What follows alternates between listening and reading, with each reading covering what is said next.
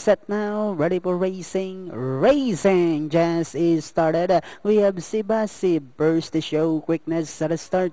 Moving up on the outside is Misbehave. Miss Mitty is down on the inside third. Gusto ko happy ka. While Red Mustang is the early trailer by about 8 lengths of the leader. We have Misbehave by over length and a half. And in second is Sibasi. 4 lengths for the back in third is Miss Mitty. Alongside now is Gusto ko happy ka. While Red Mustang still running at the tail of the field.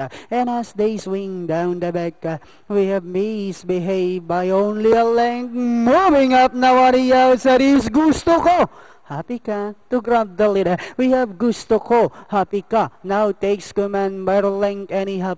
Misbehave drops back in second and in third is Sibasib. Miss Mitty moving up now to take third while Red Mustang now racing in last side of the far turn. We have Gusto ko happy ka by the length and a half. Moving up now on the outside is Miss Mitty, or rather Misbehave. Miss Mitty is down on the inside third. Red Mustang while Sibasib now racing in last, and as they swing for home, we have Misbehave once again now takes command. Gusto ko happy ka. Miss Mitty is down on the inside. Last 100 meters we have Misbehave by about 2 lengths over Gusto ko happy ka, Miss Mitty, and finally Misbehave.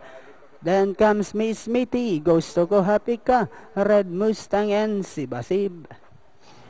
Ganda nga ng forma.